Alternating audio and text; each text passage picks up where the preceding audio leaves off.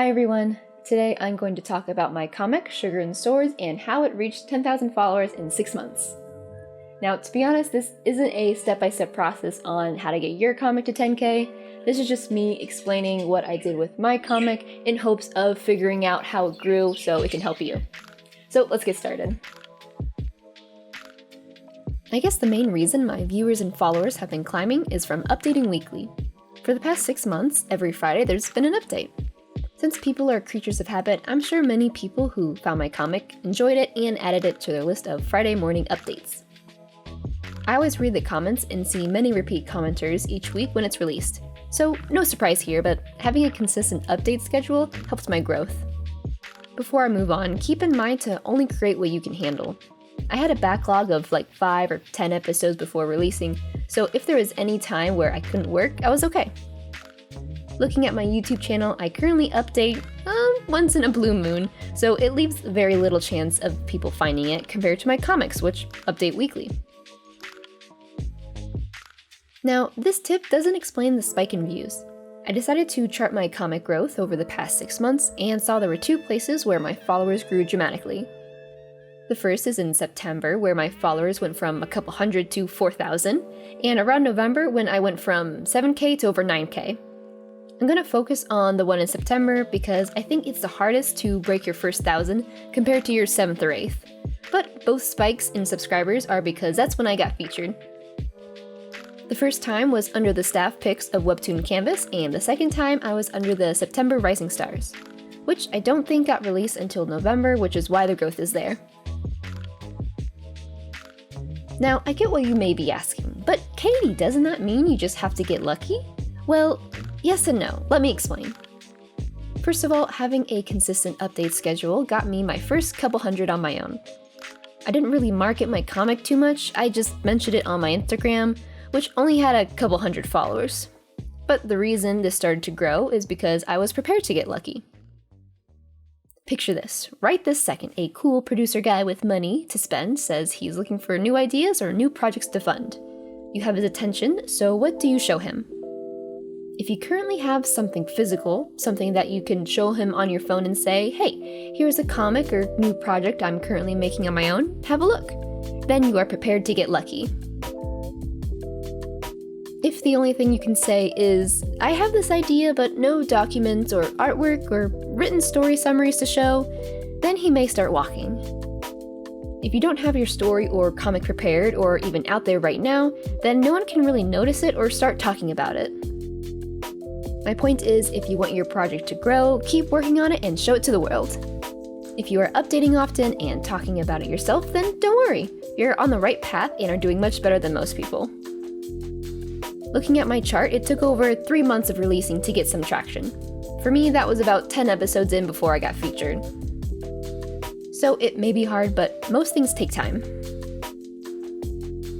If you are in this area where you're updating and actively working on your story, then let me tell you some other things you could do, or at least be aware of if growth is slow. In regard to comics on Webtoon, one of them could be the art style or story you're working with. Now, I'm not saying to abandon your current story or art just because it's not popular, please don't. I'm just saying that there are certain styles on this platform that may excel faster than others. This doesn't mean that you've set yourself up for failure, it could just explain why growth is slow. The audience that is perfect for you may be taking their time to find you because they're searching through hundreds of comics. To be honest, having a comic that stands out from the rest could benefit you. Having a different style will let those looking for new content get curious and click on your story. So at the end of the day, create art that you like and are proud of. It helps to have a consistent art style so that when your episodes update, readers will recognize it. Personally, I tend to draw in whatever style I want, but for my comic, Sugar and Swords, however, I created a set art style and story for each episode, pretty much poking fun at some game mechanic or what NPCs deal with on a daily basis. Because of this, I'm guessing people come back because they're curious to see what my main character, Rachel, the NPC, has to deal with every week. Since it's a simpler art style and the episodes are short, I can create an episode each week easy. Now, I am working on other comics that are more detailed and longer, which I found takes me over a week to draw one page. This just means I need to create a bigger buffer of content probably like 20 or 30 episodes at most, to keep up the updates. I know this means a lot of upfront work before even releasing a new story, but this is something I love to make, and I want my readers to keep coming back without long breaks in between the early episodes. But in all honesty, if updating weekly is too much, or even updating bi-weekly is too hard, then that's okay. It's good to know your current time restrictions. Just take your time. At the end of the day, if you are making stories that you love, then there's always going to be people out there like you who enjoy it. I got a little off topic, so let me summarize. Consistent updates and a consistent art style are what prepared me to get in a lucky situation. At least, this is what I think led up to my growth.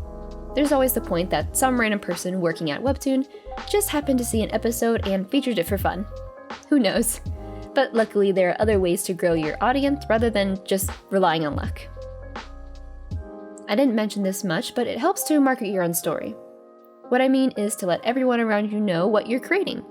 It could be friends, family, or just your internet acquaintances.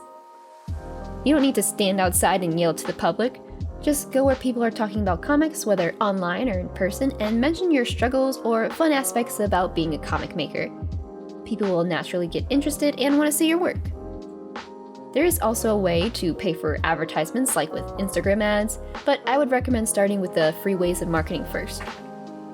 Mainly word of mouth, posting it on social media sites, or even making a YouTube video. Kinda like this.